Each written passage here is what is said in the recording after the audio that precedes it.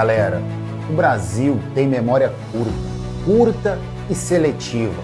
A gente aplaude o pódio, mas esquece a escalada. E alguns gigantes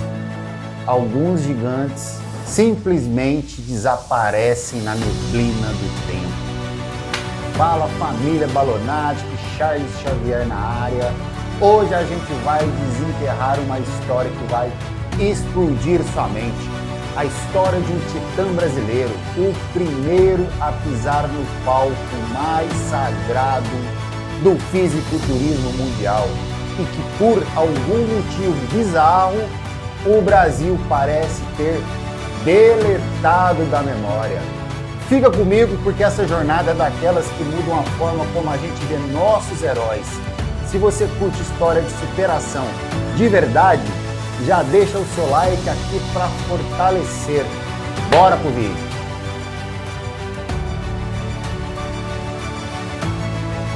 Rio de Janeiro, o sol, o mar e as piscinas.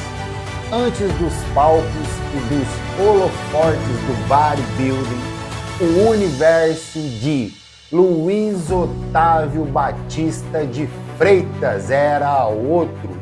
Era a água, o cloro, a busca pela braçada perfeita no Esporte Clube Pinheiros. Ele era um atleta dedicado na natação, um peixe na água, mas sabe quando dentro de você começa a pulsar diferente? Uma inquietude, uma força querendo romper a superfície? A natação esculpia corpos, sim, mas Luiz Otávio sentiu o chamado do ferro, aquele chamado bruto, pesado. A musculação, na época, era quase um submundo. Pouca informação, muito instinto. Equipamentos rústicos, quase medievais comparados aos de hoje. Você consegue imaginar a cena? Anos 80 começando. Sem internet, sem coach online, só você, o ferro e a vontade de crescer. E foi ali, naquele ambiente quase artesanal, que a metamorfose começou. O nadador começou a dar lugar a uma escultura de músculos que o Brasil jamais tinha visto. Mas mal sabia ele que estava apenas começando a remar contra a maré. O que faz alguém trocar a fluidez da água pela brutalidade do ferro seria só força física ou algo mais profundo? Se a entrada na musculação foi uma metamorfose, a ascensão foi um terremoto. Entre 1980 e 1982, Luiz Otávio não competia. Ele dominava. Era como um trator passando pela concorrência. Paulista? Cheque. Brasileiro? Cheque. Sul-americano? Pau. Ele empilhava títulos como se fossem anilhas. O físico dele era algo de outro planeta para o Brasil da época. Genética? Sim, com certeza, mas era mais que isso. Era uma obsessão silenciosa, uma disciplina quase militar num esporte que ainda era visto como desconfiança. Imagina o cenário. Fisiculturismo era coisa de nicho, sem patrocínio de verdade, sem glamour. Os caras treinavam na raça, comendo ovo cozido e batata doce porque ouviram falar que era bom. E no meio disso tudo, surge um cara com um volume, uma definição, uma simetria que parecia importada do futuro. Ele não era só forte, ele era estético. Ele não era só grande, ele era proporcional. Luiz Otávio estava redefinindo o jogo em solo nacional. Mas o Brasil ainda era pequeno demais para o tamanho do seu sonho e do seu shape. Ele era o rei do Brasil. Mas o que acontece quando um rei decide invadir outros continentes? A coroa pesa ou brilha mais forte?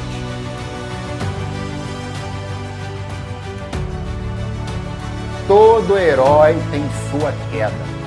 Seu momento de tropeço para Luiz Otávio, esse momento chegou em 1986, no palco do Mundial Amador da IFBB. O palco que poderia ser a consagração virou pesadelo. Desclassificado, a palavra ecoou como um raio. Os detalhes exatos se perderam na poeira do tempo. As fontes não cravam o motivo, mas o impacto, esse foi brutal. Imagina você dedicar anos da sua vida, sacrificar tudo, chegar no ápice da sua forma física, representar seu país e ser mandado para casa. É mais que uma derrota, é uma facada no orgulho, é sentir o chão sumir sob os pés. Quantos não teriam jogado a toalha ali mesmo?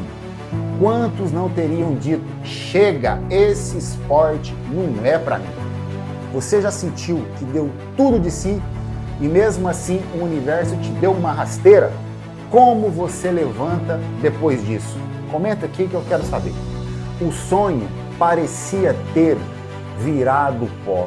A armadura de músculo impecáveis escondia. Naquele momento, uma ferida aberta. O gigante brasileiro estava no chão, mas a história dele estava longe, muito longe de acabar.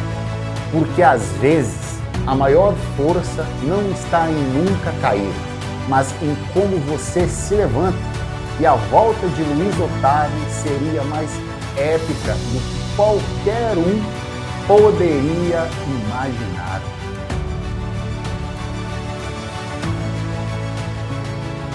Um ano, 365 dias, remoendo a queda, a cicatriz de 86. Mas Luiz Otávio não era feito de vidro. Ele era forjado no ferro e na resiliência. 1987, mesmo palco, Campeonato Mundial Amador da IFBB.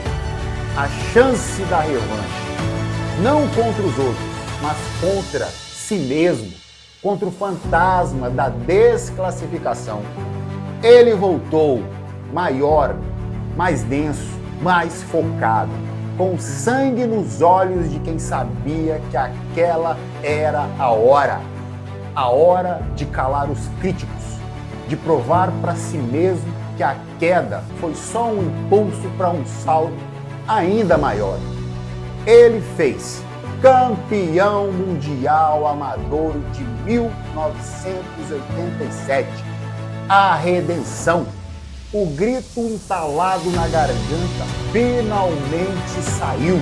O Brasil, pela primeira vez na história, tinha um campeão mundial de fisiculturismo amador na IFBB.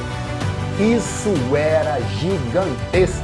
Essa vitória não era só um troféu, era o passaporte, um Procard, o cartão que abria as portas da Liga Profissional. E com ele veio um convite que parecia impossível, um sonho distante para qualquer sul-americano naquela época. O convite para o Mr. Olímpia, o maior show de fisiculturismo da Terra, o palco dos deuses do esporte. Ele tinha chegado lá, mas pisar no Olímpia era só o começo. O verdadeiro desafio era encarar os monstros sagrados e representar um país que mal sabia que ele existia. Mr. Olímpia, 1988, Los Angeles. O ar cheirava a óleo, a músculo e a lendas. Lee Haney reinava absoluto, um Golias imbatível. E no meio daqueles titãs, um brasileiro, sozinho, Luiz Otávio de Freitas. Pensa na pressão, primeiro brasileiro, primeiro sul-americano, carregando a bandeira de um país que nem sabia direito o que era fisiculturismo de alto nível, sem a estrutura, sem o hype, sem a mídia que os gringos tinham. Era Davi contra muitos Golias. Ele estava lá, no palco onde só os escolhidos pisam.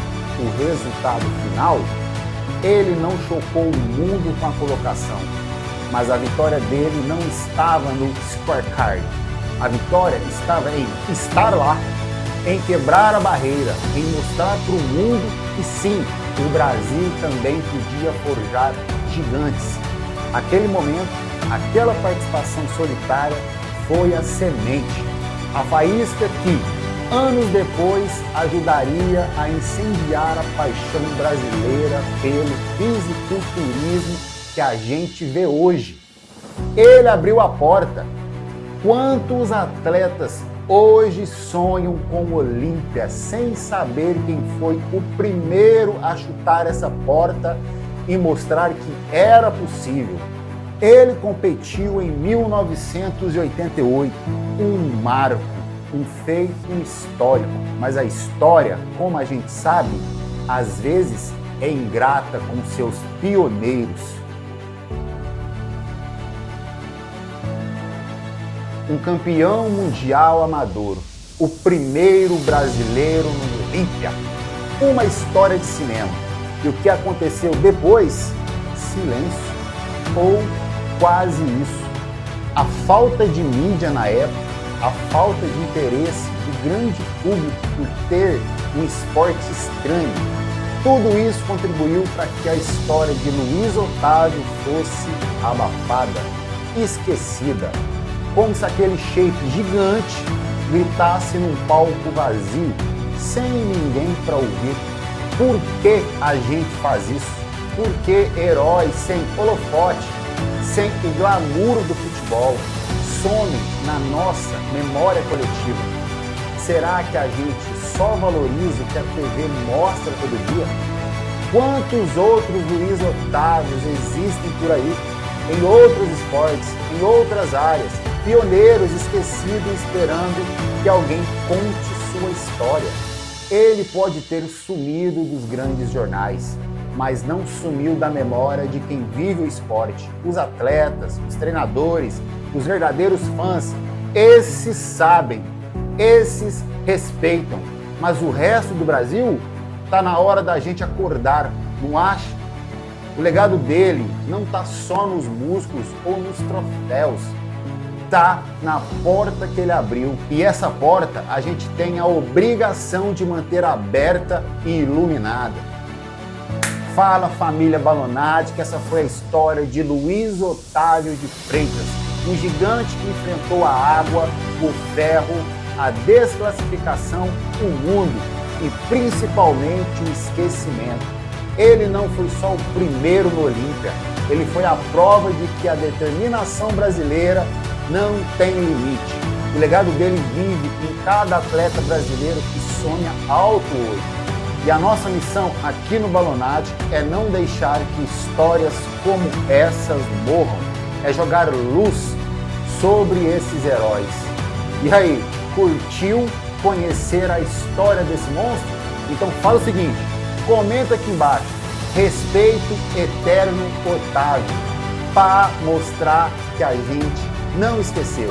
E o mais importante, compartilha esse vídeo, manda para o grupo da academia, para o amigo que curte esporte, para todo mundo conhecer quem abriu os caminhos. Não esquece também de seguir a gente lá no Insta e no TikTok, também para mais conteúdo pesado. Tamo junto, família, e até a próxima.